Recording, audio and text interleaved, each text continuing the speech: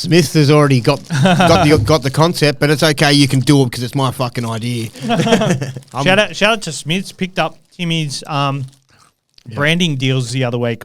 Shout out to Smiths. Check out that. Yeah. What was it, Cameron Smith? I brought in the salt and vinegar and the original chips just to snack on, and commented on how they kind of look like State of Origin colours. And then next thing, Sabs gets a message from someone that works at Smith that obviously he's a fan of the podcast, watches the show. I won't say who it is because he leaked information from Smith. So I would have if it wasn't like private information. But I'm really questioning you, brother, at home, that whether or not you did if you came up with the idea and that, we're just great minds thinking alike, syncing it, then that's fine. But I really genuinely thought you went, that's a good idea, might pinch that one. But that's okay, creative license, you're the guy behind the thing, just a little, maybe just send me a packet of chips or something, like a box of... a little something. Come on. So I could have given it to Shapes because their blue's nice and deep too, and I'm sure they've got a red. Yeah, if you're listening, Shapes, that is. Smith's missed their opportunity to sponsor. Yeah. Shapes, you've got the call up. Shapes, fully loaded, crunchy hot chips and sauce. They're so good. This Shapes, Timmy's just giving it to me now, and can I say, it's better than chicken crispy. For people who hate that sort of chewing into the is it SMR? ASMR. Yeah, sorry about it. I'll try to save them for after the episode, but we get really hungry and it's good to have a snack. But it's a long day. Seriously, Tuesdays. This morning, woke up at 3:30, went to the gym, our gym session before work, go to work, finish work at 3:34, come straight here, record. It's now 7:03. Doing the Q&A. It's just always, and the whole day before the podcast, you feel like you've just got to get everything done to make sure you can get to where you need. Yeah, it always feels like a bit of a frantic day. 7:03. We'll finish this at like 7:20. Drive home. Our drive home. 8:30. Well, our drive home for me. Bit more for me, yeah. Bit more from 8:30 home, and then it's only because my boss doesn't let me use the tolls. Editing till 10 p.m. But we're headed over to the Patreon Q&A. I'll leave that little spill in the start. That was good. Zim Vader, I've had Gehamat since the start, and every week I think that it's almost time Gehamat Shibasaki. Okay, I'll tell you who Gehamat is from who he is, the comparison. When you can finish his question in a sec, I cut his whole question off, and I apologise to the bloke. Can I guess? Yeah. Can I guess? Yeah. It's a it was a centre? Yes. They were kind of a similar sort of midi price. Is it Eero last year? No, it was when I won 21. Oh, you'll notice because for ages you're like, why you still got that guy? It was Remus Smith. Yeah, right. So I had Remus Smith in my side for ages in that Storm side, and just was kind of doing enough of a job that was like. But eventually, I think for you, Shibasaki it'll be worth the trade. You want to make the upgrade. There'll be guys that have got just way more upside. Yeah, he's been going great, but those guys that are just absolute individualists as well, your Herbies, Lomaxes, Carrazes. Even Holmes, if you could be chucked in the mix, Dragons sort their stuff out. And there's guys that are even that next tier below, that's still sort of a bit above where that's at, I reckon. So his question is, I've held him this long. Every time I go to sell, he pretty much performs for me. I'm starting to think he's a keeper. Also, what round does head-to-head finals start? Is it round 23? Something like that, yeah. I think it's round 23, but Matt, when I was doing the podcast before and we're looking at like centre wing options, Gehamat was like 8th in centre wing. Wow. Like for averages. So maybe he is. Sometimes you've just got to take away the name tag and just look at the numbers. Maybe look into the draw. I don't know. I personally feel like you can get a better bloke. You know what I mean? It can be hard to cut ties with these guys that have been reliable too. But, yeah, I think he might be the guy that's right to go for you soon.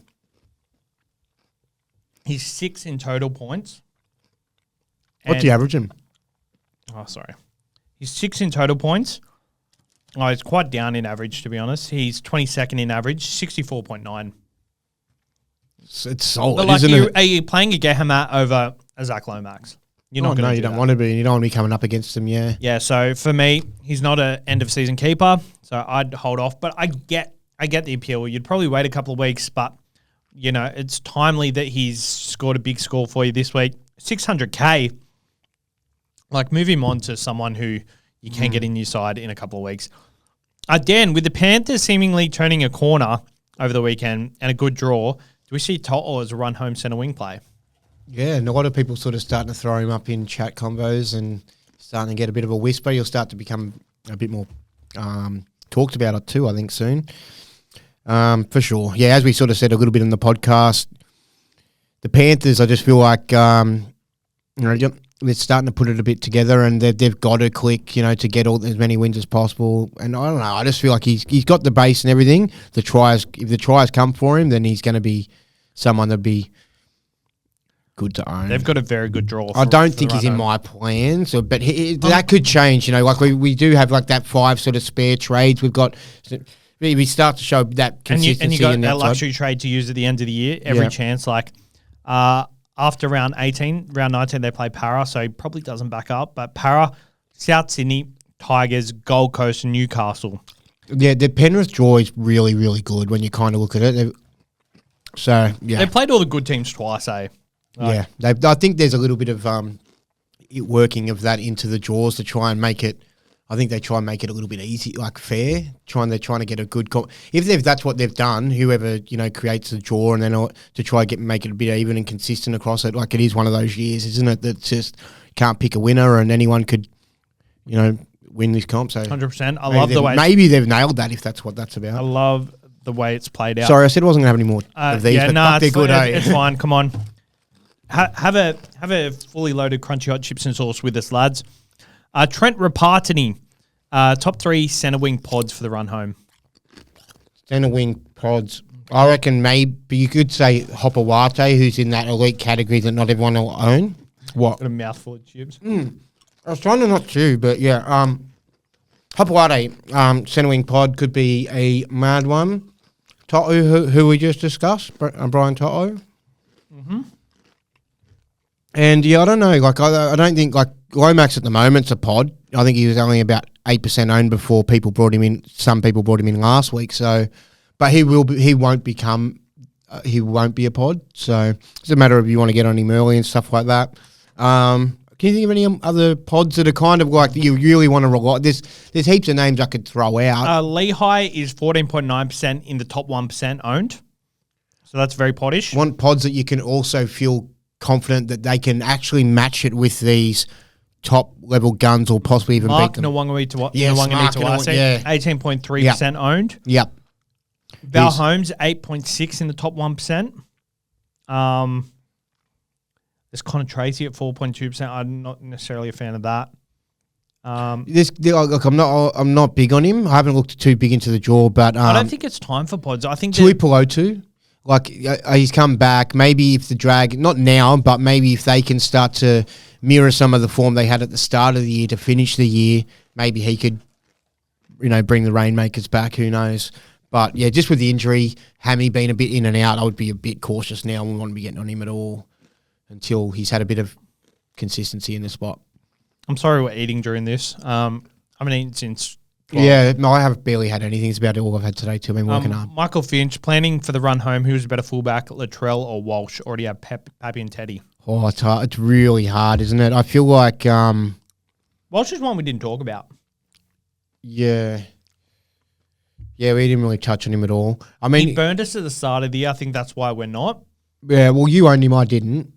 But he's come back and scored more than he did at the start of the year. Yeah, I feel like both of them are. They're someone that I'm thinking could be my potential final 3 fullback. I've got Teddy, I've got Pappy, and I've got Drinky, who I felt like were the guys. But maybe I could get a little bit cold on Drinky if he puts out too many 30-ish ones. But the thing about selling Drinky is he was 900K not too long ago. It's hard to sell him now at, he's going to be like 700, 600K-ish if he doesn't keep going well.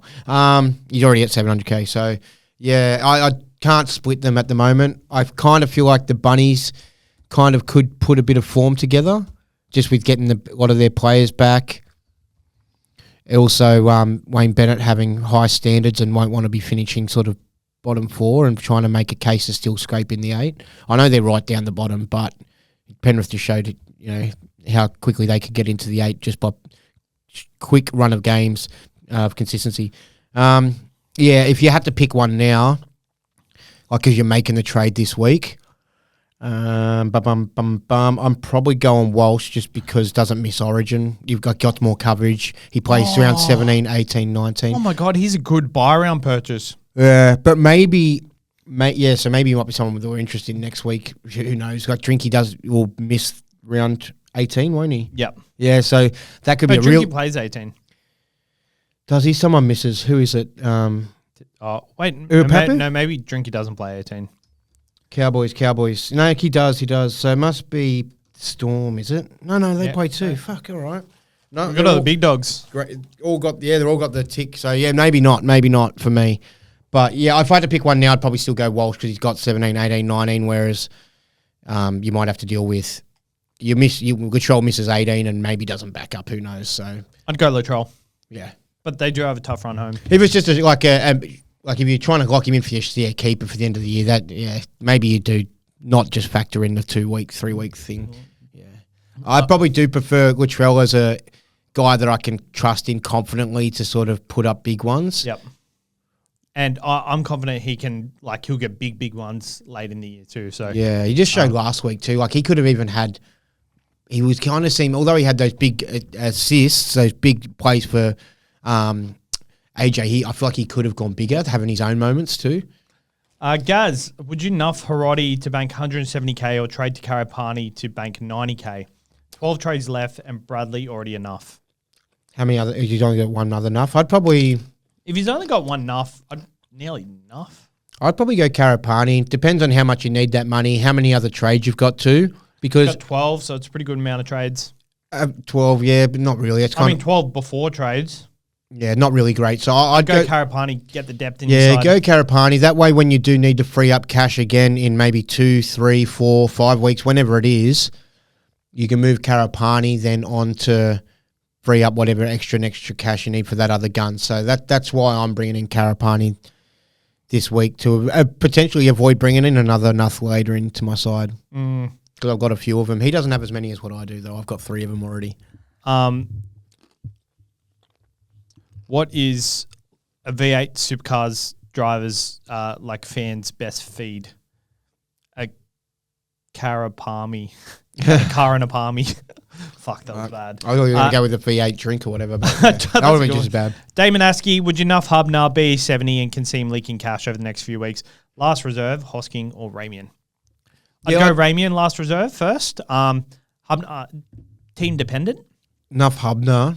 Yeah. Yeah. I mean, yeah, for sure. I mean, depends. Like, I've got Guymer there who's enough already, so I probably wouldn't want to upgrade. Yeah, I wouldn't want to go a second one there, and especially because I got Tui Simpkins also in my front row as another enough there. So not for me, but I think if you've got 4 or 5 other guns there, then probably that's the way to definitely go. You don't want to be fitting. If he's your last guy, I would nuff for sure. You don't have space for 6 of them. Nah. Yeah, if he's 6 guns, you know what I mean? If he's the last guy, enough for sure. Yeah. For sure. And last reserve, Ramian.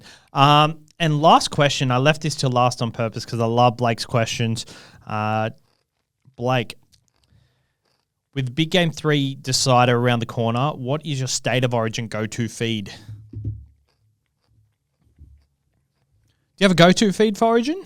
Not really, but what I've been probably having over those nights is like a really nice pide, like for the Turkish pied sort of. It's like I call it pied, but I think it's called pide. Yeah, I used to get them after school, chicken and cheese pied. $3. Shout out to Frankie's in Penrith. There's a new. I think they were in St Mary's, but they've moved to Penrith. They've got a second shop now and does a killer one. It's got all sort of what do you call that sausage? It's really nice. Sojuk. No, not that one, but it's a nice sausage. It's good. My dick. not ordering that, bro. Yeah, but it's probably that. But if I wasn't rushed or whatever, I'd probably like a steak at the pub, like a real good steak. I like steaks. To be honest, I'm not. When I say a real good steak, I'm not going like the fancy steak. I mean, I'm going to a place that does a good cheap steak. They're picking the right pub that'll do a good Kitchen in Cabramatta. Okay. $20 steaks. I was watching this video from one of the guys that was in the Sports Shed TV charity match, and he did this video where half of their crew, there's 4 of them, half of them go to an expensive restaurant and get like a $500 golden plated tomahawk. Yeah. And the other ones get like the $20 Jay's Kitchen from Cabramatta. It's upstairs in some dodgy looking place. And they literally ate the steak and it looked like raw chicken on the inside. And they didn't want to eat. Jay's Kitchen in Cabramatta. Careful, Jays are coming for you, mate. They're going to sue you. Yeah, but it looked like a good place. Like, I looked at the food. I was like, I want to give that a go. That's the punishment. That is the punishment for whoever loses the tipping point. We've been wondering stuff, like putting it out to the fans. The loser has to go have a succulent meal at Jay's Kitchen in Cabramatta. Oh. Like if it's me and the boys will go down there together for a succulent meal. If you can come along and film it if you want, but if you lose, you just have to go there and do like a Spaniard sort of food review by yourself. You know what I mean? Well, Spaniard. Yeah, okay. Like, what is this? I don't mind it. I'll send you the video. Going to a place that's renowned to be bad. I'll send you the video so you can watch it and you'll get it. I like that punishment. It's lighthearted. It's worst thing that's going to happen to you is food poisoning. You might die, but who knows? Probably not, huh? I'm all for that. And maybe at the same time, I shout one of you guys like a good feed so you can. Or one of us don't go there. One of yous have to record. One of us get Uber Eats from a really expensive place that like a steakhouse in the city that gets delivered to. Yep. That gets delivered to, what's their name? The kitchen? The kitchen, Jay's Kitchen. Jay's Kitchen, yeah. So you get like a $500 steak. Delivered to your front door so you can sit in the comfort of your own home and just it'd be funny if you got to eat it though at that shit restaurant in front of the other boys who have a struggle with a tough steak and you're like sitting there having like this mad. Oh, I'm talking from the point of me potentially losing. But by yourself. Yeah, I'm picturing us losing for some reason. No, Because you've always got some way of rigging shit. Come on, I threw you a bone last year. I'm still going to do the cheeseburger. Yeah, I thought about that. And you're like, you threw me a bone. Like, you didn't throw me a bone because, like, I was happy. I'd already lost. Like, I'd lost. I had to get my punishment, which was the Kapusi. So that was done. There, and the only thing was it's not like you were kicking stones or anything. Yeah, and it was more. I threw you a bone. You wanted to keep the segment alive for content, so I put myself at another risk of possibly having something else go wrong to me. I might have been having to do the Macca's thing. The difference between you and I is I would have done this Macca's thing by now. Because I went and got my hair cut the day after, man. It's very hard to dedicate 24 hours when you have a child. Well, you've talked up that you reckon you can eat a lot of cheeseburgers. You can probably get it done in 8 hours, mate. Just go after work. I definitely could. Just go after work, smash it out. All right, let's lock it in the next 3. Go Friday night. And if you miss, you just watch the footy on your... I can't Friday. Hot date night. I probably can Sunday. Have a sleepover. Take a sleeping bag.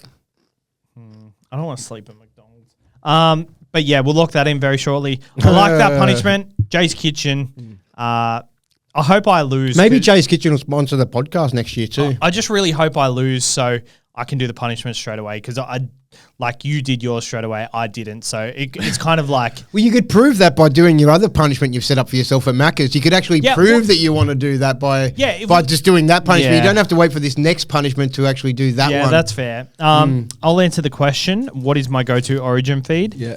I'm not very spontaneous. Actually, no, sorry. Bit of a creature of habit? No, I'm the opposite. Oh, you are spontaneous? I'm the opposite. So I don't do the same thing twice a lot. I do a lot. Like I drink the same energy drinks every day. If I like an energy drink, like I'm loving the BSC energy drink at the moment. They only sell it at 7-Eleven, so I have to go out of my way every day to go to 7-Eleven to get that energy drink. I'm a creature of habit in that sense, but for my food, it's just whatever I'm feeling like at the time. Origin night, there's no particular thing. I don't mind an Uber Eats, but lately, I just cook a home-cooked meal with me and my daughter. That's the way to be, mate. Because special memories with the young one, watching her, maybe getting her involved in the process, teaching her. Yes, she cooked a cake with me on the weekend, and she really enjoyed that. But I don't like giving her too much sugar. A nice home cooked meal is good. They're always more affordable and usually more nourishing and made with more love. So you're ticking a lot of boxes there, mate. Good on you. Yeah, but I'm just a lazy sea bomber. So I'll be ordering. Last Origin, what I did that, and then I was like, Addison, do you want some ice cream? So we ordered ice cream on Uber Eats. It was an acai bowl, not an actual ice cream. Really healthy option, yeah. So No, but she was bouncing off the wall straight after that because there was like Nutella on it as well. So I gave that to her at like 6:30 or something, and she didn't go to sleep till like 9 o'clock. Maybe no, this was a Friday night. This is a Friday. I'm getting my nights mixed up. But that's it for the Q&A podcast. Thank you for tuning in. Thank you for tuning in to The Dribble. But I had a good time. Hope you had a good time. And we'll see you next week. Shout out to the Patreon members. We'll make sure you're in the chat. And if you are, I'll help you out. Timmy will help you out. Grant will be there for sure to help you out. Grant sleeps inside the Patreon chat. Patreon chat, yeah. That's mad. I'm actually starting to think that Grant's just hooked up a bot system that just has generic responses. I don't know how someone can be in the chat. Good on him so much. Like No, he's really... shout out to Carl McGrath Accounting. I forgot to mention. It's that time of year too. I'm getting excited. Jesus, Carl McGrath Accounting. Head over to carlmcgrathaccounting.com.au and let him know that you listened to our show, and he'll sort you out for price. Tax time. Legit, it's June 30 this week. We're getting him on the podcast next week. He's coming on. I should have got him on this week with you because you know him. But I'm sure Grant is a numbers guy. I'm sure he can talk numbers with him. A lot of... actually, they're probably like, on a similar intellect level. Like, me and Carl get on, quite well. But, they can sit there and, talk some numbers, talk some strategy, It'll be good. 100%. All right. Thank you for tuning in, and we'll see you next week.